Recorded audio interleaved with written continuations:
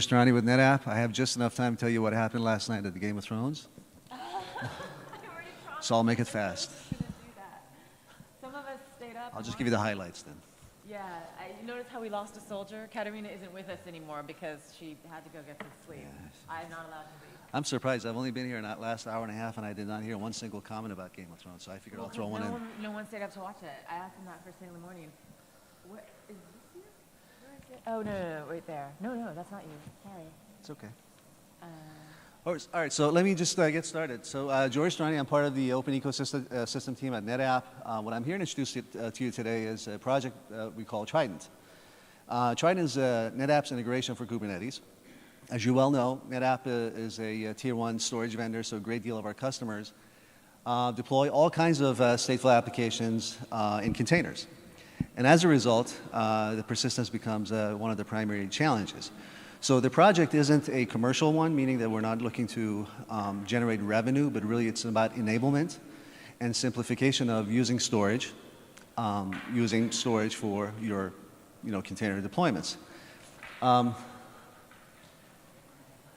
Perfect. Thank you.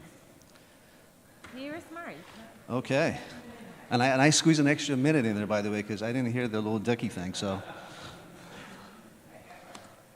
Awesome, thank you. Just quick little history about Trident. It was introduced actually as what we call a volume plugin back in 2015, but we did a code merge and renamed it to Trident in 2016. It was the first external provisioner. As I mentioned, it's an open source project. It is maintained by NetApp. We have a few other contributors, so you're welcome to have a look, and we welcome your efforts. As I said, it's about simplification of storage consumption. I think one quick differentiation is that Trident is actually supported under your existing entitlement. So even though it's an open source project, we have found that most of our enterprise customers like the idea to be able to pick up the phone or get on our Slack channels and actually ask questions and seek help. So we're happy to do that. This is fancy chart of what we put together to kind of demonstrate the overall strategy with respect to NetApp's data management framework. You'll notice that Trident is right in the middle there, working as a dynamic storage provisioner.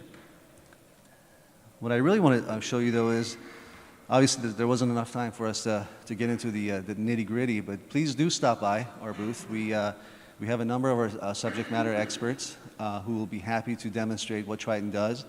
And basically, provide more information in terms of what is covered in the front end, on the back end, which is primarily the NetApp major storage platforms. We have this website we affectionately call the Pub. It's netapp.io. It's a center of all open ecosystem efforts that NetApp leads.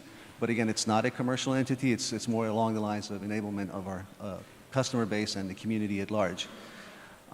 Slack channels I made a reference to. It's an excellent medium for asking quick questions rather than getting on the phone. Again, doesn't need to necessarily be about any specific products. If you have any particular question about Trident, we're more than happy to provide an answer. Please follow us on Twitter if you would. You can download Trident, github.com/netapp/Trident, and of course our obligatory marketing link to the corporate website. So how did I do? Did I? 3? Yeah? Okay. I'm done. Yeah, I didn't see a clock, so I wasn't sure. All right, thank you guys.